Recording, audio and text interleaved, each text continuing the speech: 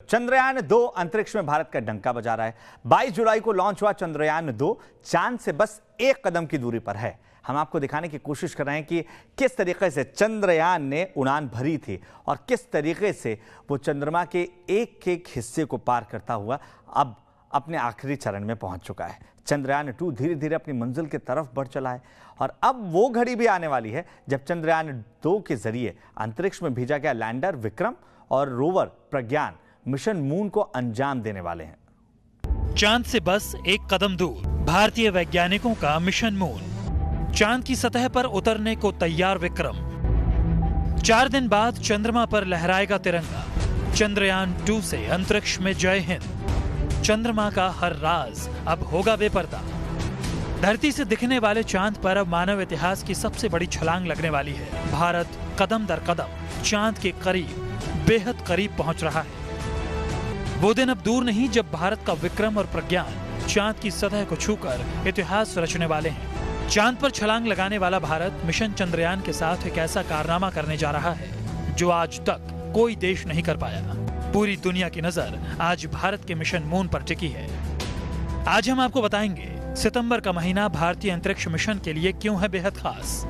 सितंबर के 7 दिनों में कैसे चंद्रमा की छलांग इसरो का नाम अंतरिक्ष इतिहास में अमर कर देगी और कैसे मून मिशन का हर कदम भारत को एक नई शक्ति दे रहा है। आप बने रहिए न्यूज नेशन के साथ। चंद्रयान-2 को वैज्ञानिकों ने बड़े ही सलीके और प्लानिंग के साथ एक एक कर चंद्रमा की कक्षा में पहुंचाया है। 22 जुलाई को यह चंद्रयान लॉन्च हुआ था और उसके बाद ये धीरे धीरे आगे बढ़ता चला गया। चंद्रयान बारी बारी से चंद्रमा की कक्षा में घूमता रहा और अपनी मंजिल की तरफ ये बढ़ चुका है। और आज चंद्रयान-2 के मॉड्यूल से लैंडर और रोवर दोनों अलग हो जाएंगे। अब इंतजार है लैंडर विक्रम के चंद्रमा की जमीन को छूने का, जिसके बाद हिंदुस्तान का नाम अंतरिक्ष विज्ञान के इतिहास में अमर हो जाएगा। चांद के बेहद करीब पहुंचा चंद्रयान-2। ऑर्बिटर से अलग हुआ लैंडर विक्रम। चंद घंटों में चंद्रमा पर लहराएगा तिरंगा। भारत के महत्वाकांक्षी चंद्रमा मिशन चंद्रयान-2 के लिए आज का दिन बेहद अहम है। भारतीय वैज्ञानिकों का स्पेस मिशन चंद्रयान-2 अपनी मंजिल के और करीब पहुंच चुका है। चंद्रमा की सतह को छूने के लिए बेकरार लैंडर विक्रम और रोवर प्रज्ञान चंद्रयान के मॉड्यूल से अलग हो गए। दोपहर 1:15 पर चंद्रयान से लैंडर और रोवर अलग होकर चंद्रमा के और करीब पहुंच गए। इस मिशन में हर कदम जो है अपने आप में एक बहुत बड़ी कामयाबी है, उपलब्धि है, क्योंकि बहुत सारी चीज़ें पहली बार हो रही हैं। और चूँकि इसरो की सफलता को हम देखते हैं किस तरह से ऑर्बिट्स में सैटेलाइट्स को डाला जाता है, उनके अनुसार आज का जो सेपरेशन था ये ऑर्बिटर और लैंडर का, उनके लिहाज से वो यूजुअल था। लेकिन हम लोगों की तो धड़कनें बहुत बढ़ी हुई थी और ये बड़ी खुशी की बात है कि सब काम सुचारू रूप से हो गया और इसरो ने सामने बात रख दी कि वाकई में सेपरेशन हो गया है। चंद्रयान-2 के मॉड्यूल से लैंडर विक्रम और रोवर प्रज्ञान को अलग करने के लिए शनिवार को इसरो के वैज्ञानिकों की उच्च स्तरीय बैठक हुई थी, जिसके बाद इस मिशन को फाइनल स्टेज तक पहुंचाने का फैसला लिया गया। और सोमवार दोपहर 1:15 पर लैंडर रोवर के सफलतापूर्वक अलग होने के बाद भारत का मिशन चंद्रयान सफलता के 1 कदम और करीब पहुंच गया। बेहद तेज हुआ सेपरेशन। चंद्रयान-2 से महज 1 सेकंड के भीतर लैंडर और रोवर चंद्रमा की आखिरी कक्षा के लिए अलग हो गए। इसरो के मुताबिक जितनी तेज गति से कोई सैटेलाइट लॉन्च व्हीकल से अलग होता है, कुछ उसी तरह लैंडर विक्रम भी रोवर प्रज्ञान के साथ मॉड्यूलर से अलग हुआ। आपको बता दें कि चंद्रयान-2 ने रविवार शाम 6:21 पर चंद्रमा की 5वीं कक्षा में प्रवेश किया था। चंद्रयान-2 को कक्षा बदलने में 52 सेकंड का वक्त लगा था। चांद से 5वीं कक्षा की दूरी महज 109 किलोमीटर है। चंद्रमा की 5वीं कक्षा में पहुंचने के बाद इंटीग्रेटेड स्पेसक्राफ्ट को अलग करने का कमांड दिया गया। इस अलगाव की प्रक्रिया में उसी तकनीक का इस्तेमाल किया गया है जिसका लड़ाकू विमान के पायलट विमान में खराबी आने के बाद अपनी जान बचाने के लिए इजेक्ट होने के लिए करते हैं। इससे आगे जो है लैंडर की ऑर्बिट को हमने धीरे धीरे छोटा करना है तो डी ऑर्बिटिंग होती है, उस प्रोसेस में 2 बार आने वाले 2 दिनों में डी ऑर्बिटिंग के लिए स्टेप्स लिए जाएंगे। ऑर्बिट को और छोटा किया जाना है और इसको एक जो इच्छित ऑर्बिट है वो 30 गुणा 100 किलोमीटर का है, यानी कि चंद्रमा की सतह से वो निकटतम दूरी उसकी करीब 30 किलोमीटर होगी और दूरतम दूरी जो है करीब सरफेस से 100 किलोमीटर होगी। अब अगले 2 दिन लैंडर अपनी कक्षा को छोटा करता जाएगा और चंद्रमा से 36 किलोमीटर दूर की कक्षा में पहुंचकर चक्कर लगाएगा। इस बीच 3 सितंबर को इसरो लैंडर के साथ एक टेस्ट करेगा। इसे पूरी तरह रोककर 3 सेकंड के लिए विपरीत दिशा में चलाकर परखा जाएगा और फिर वापस उसे अपनी कक्षा में आगे बढ़ाया जाएगा। इसरो इस टेस्ट के जरिए ये पता करेगा कि लैंडर ठीक से काम कर रहा है या नहीं। 4 सितंबर को लैंडर की कक्षा में अंतिम बार बदलाव होगा और अगले 3 दिन उसके सभी उपकरणों की जांच होगी। इसके बाद 7 सितंबर को विक्रम की चांद की सतह पर सॉफ्ट लैंडिंग करवाई जाएगी। ये सॉफ्ट लैंडिंग जो है ये बहुत ही महत्वपूर्ण है, पहले कभी इसरो ने नहीं किया, ये पहली बार हो रहा है। तो लैंडर के नीचे 5 इंजन हैं, उसमें एक सेंट्रल इंजन है, वो आखिरी क्षण में उसको फायर करना है, उससे पहले ये 5 इंजन काम करेंगे। लैंडर की गति को चंद्रमा की सतह पर उतरने के समय धीमा करना है। धीमा इसलिए करना है कि चंद्रमा पर कोई वातावरण नहीं है, तो पैराशूट का इस्तेमाल नहीं कर सकते हैं, तो वहाँ रॉकेट की ही सहायता से इसकी गति को धीमा किया जाएगा और आखिर में इसको चंद्रमा की सतह पर उतारा जाएगा। लैंडर विक्रम की सॉफ्ट लैंडिंग के साथ ही अमेरिका, रूस और चीन के बाद भारत का नाम भी कामयाबी हासिल करने वाले देशों में शुमार हो जाएगा। हालांकि चंद्रयान 2 का लैंडर चंद्रमा के जिस दक्षिणी ध्रुव पर लैंड करेगा वहां अभी तक किसी भी देश का यान नहीं पहुंच सका है। Team news nation. तो इतिहास रचने से महज 1 कदम की दूरी पर है हिंदुस्तान और सितंबर का महीना मिशन चंद्रयान के लिए बेहद खास हो चुका है। 1 सितंबर से लेकर 7 सितंबर तक चंद्रयान ने एक कर कई अहम पड़ाव पूरे कर लिए हैं। आइए अब आपको ये भी बताते हैं कि इन 7 दिनों में क्या खास रहा है और 7 तारीख वैज्ञानिकों के लिए इतनी अहम क्यों हो जाती है।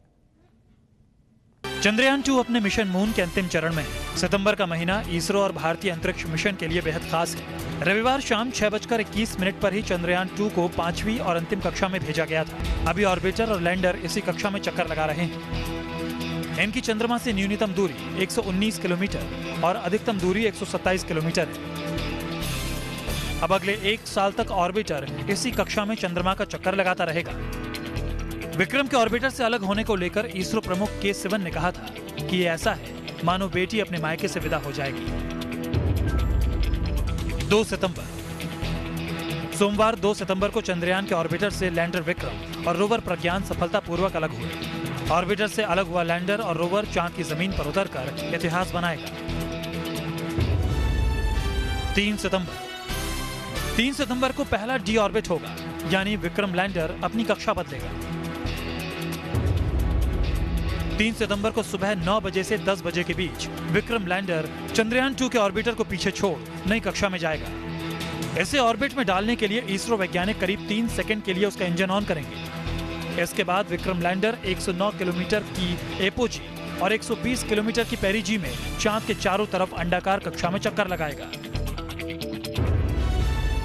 4 सितंबर लगातार चांद के करीब पहुंच रहे लैंडर और रोवर 4 सितंबर को चांद के चारों तरफ दूसरी बार अपनी कक्षा बदलेगा। इसरो वैज्ञानिक विक्रम लैंडर को 4 सितंबर को चांद के सबसे नजदीकी कक्षा में पहुंचाएगा।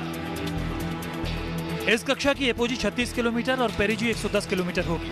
अगले 3 दिनों तक विक्रम लैंडर इसी अंडाकार कक्षा में चांद का चक्कर लगाता रहेगा।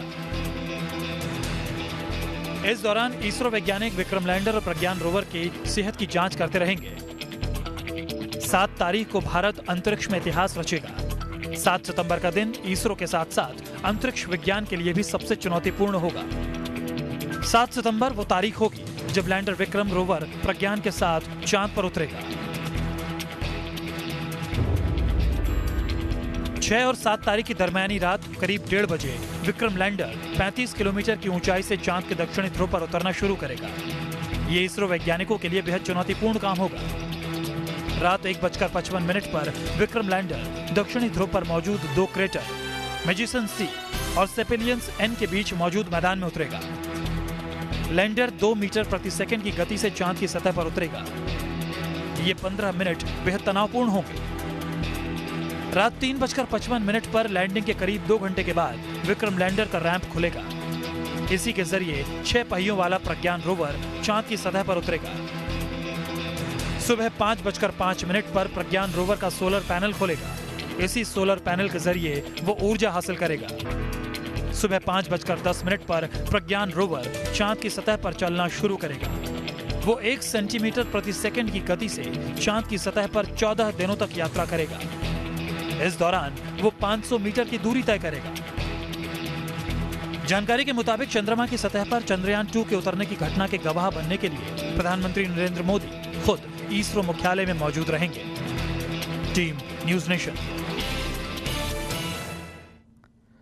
तो इसरो की इस कामयाबी पर पूरी दुनिया की नजर होगी, क्योंकि सॉफ्ट लैंडिंग करा पाना अभी तक इसरो के लिए मुमकिन नहीं हो पाया था। लेकिन अब इंतजार है 7 सितंबर का। दरअसल 6 सितंबर और 7 सितंबर की दरमियानी रात लैंडर विक्रम चांद की धरती पर उतरेगा। लेकिन इससे पहले ही चंद्रयान ने चांद की तस्वीरें भेजनी शुरू कर दी थी।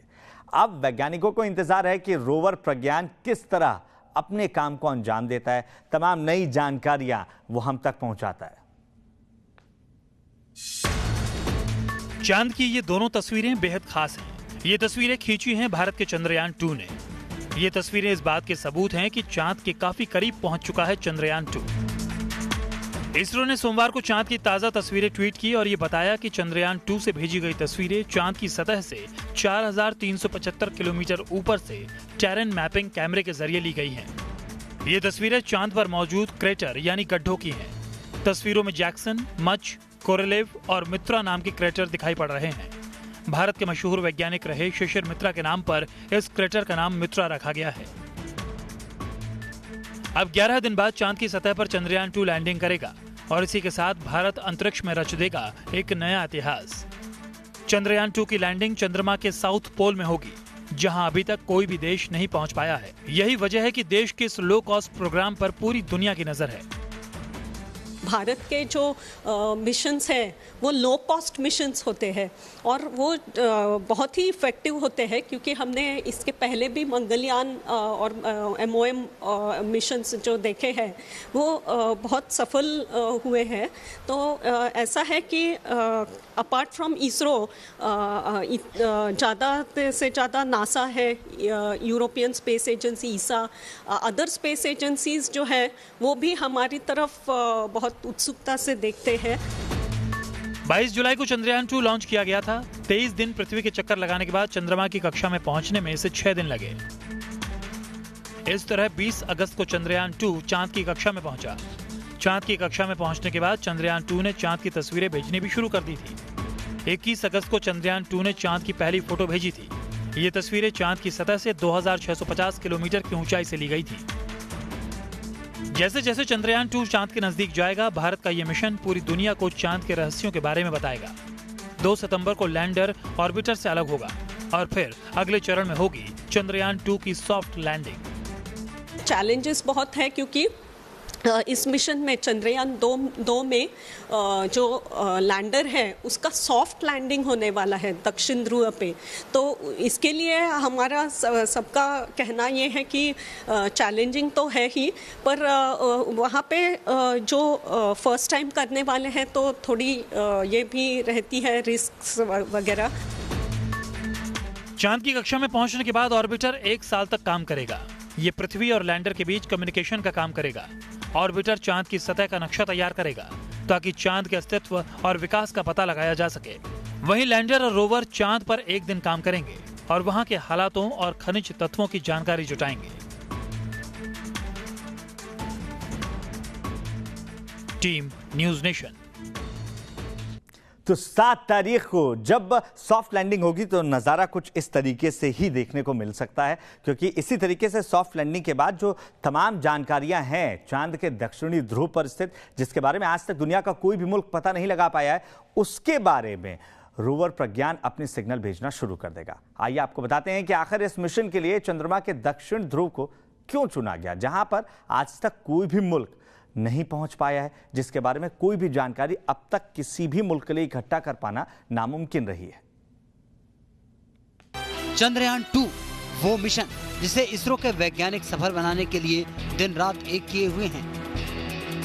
वो मिशन जिसके जरिए अंतरिक्ष में हिंदुस्तान का डंका बजने वाला है, क्योंकि इसरो चंद्रयान 2 को चांद के उस अनदेखे हिस्से पर लैंडिंग कराने जा रहा है जहां अभी तक दुनिया का कोई भी अंतरिक्ष यान नहीं उतरा है। चांद का यह हिस्सा है उसका दक्षिणी ध्रुव, जहां लॉन्चिंग के करीब 1.5 महीने बाद जब चंद्रयान 2 सितंबर के पहले हफ्ते में लैंडिंग करेगा, ये स्पेसयान चांद के दक्षिणी ध्रुव पर मौजूद 2 क्रेटर मैजिनस सी और सिम्पेलिनस एन के बीच मौजूद मैदानी इलाके में उतरेगा। अभी तक इस इलाके में किसी भी देश ने अपना चंद्र मिशन नहीं भेजा है। दावा किया जा रहा है कि चंद्रमा के इस हिस्से के बारे में अभी ज्यादा जानकारी भी नहीं हासिल हो सकी है। चांद को फतह कर चुके अमेरिका, रूस और चीन ने अभी तक इस जगह पर कदम नहीं रखा है। एक सवाल ये भी है कि आखिर इसरो ने चांद के दक्षिणी ध्रुव पर चंद्रयान 2 की लैंडिंग का जोखिम भरा फैसला क्यों लिया? तो आइए इसकी वजह भी बता देते हैं। दक्षिणी ध्रुव का चुनाव इसलिए किया गया क्योंकि वहाँ ज्यादातर हिस्सा अंधेरे में रहता है। अंधेरे में रहने के कारण वहाँ पानी होने की संभावना ज्यादा है। इसके साथ ही चांद के दक्षिणी ध्रुव के क्रेटर हैं जो बेहद ठंडे हैं। यहाँ सोलर सिस्टम के पुराने जीवाश्म मिलने की संभावना है। भारत इस बार के मिशन में साउथ पोल के नजदीक ही अपना यान लैंड करेगा। ऐसे में माना जा रहा है कि भारत मिशन मून के जरिए दूसरे देशों पर बढ़त हासिल कर लेगा। कहा जा रहा है कि चंद्रयान 2 के जरिए भारत एक ऐसे अनमोल खजाने की खोज कर सकता है जिससे न केवल अगले करीब 500 साल तक इंसानी ऊर्जा जरूरतें पूरी की जा सकती हैं, बल्कि खरबों डॉलर की कमाई भी हो सकती है। चांद से मिलने वाली ये ऊर्जा न केवल सुरक्षित होगी, बल्कि तेल, कोयले और परमाणु कचरे से होने वाले प्रदूषण से भी मुक्त होगी। एक विशेषज्ञ का अनुमान है 1 टन हीलियम 3 की कीमत करीब 5 अरब डॉलर हो सकती है। चंद्रमा से 2.5 लाख टन हीलियम 3 लाया जा सकता है, जिसकी कीमत कई लाख करोड़ डॉलर हो सकती है। चीन ने भी इसी साल हीलियम 3 की खोज के लिए अपना चांग-ई 4 यान भेजा था। इसी को देखते हुए अमेरिका, रूस, जापान और यूरोपीय देशों की चंद्रमा के प्रति दिलचस्पी बढ़ गई है। यही नहीं, दुनिया की दिग्गज ई-कॉमर्स कंपनी अमेज़न के मालिक जेफ बेजोस चंद्रमा पर कॉलोनी बसाने की चाहत रखते हैं। रोवर चंद्रमा की चट्टानों को देखकर उनमें मैग्नीशियम, कैल्शियम और लोहे जैसे खनिजों की तलाश करेगा। साथ ही वहां पानी की मौजूदगी की संभावनाओं को ढूंढेगा। Team news nation.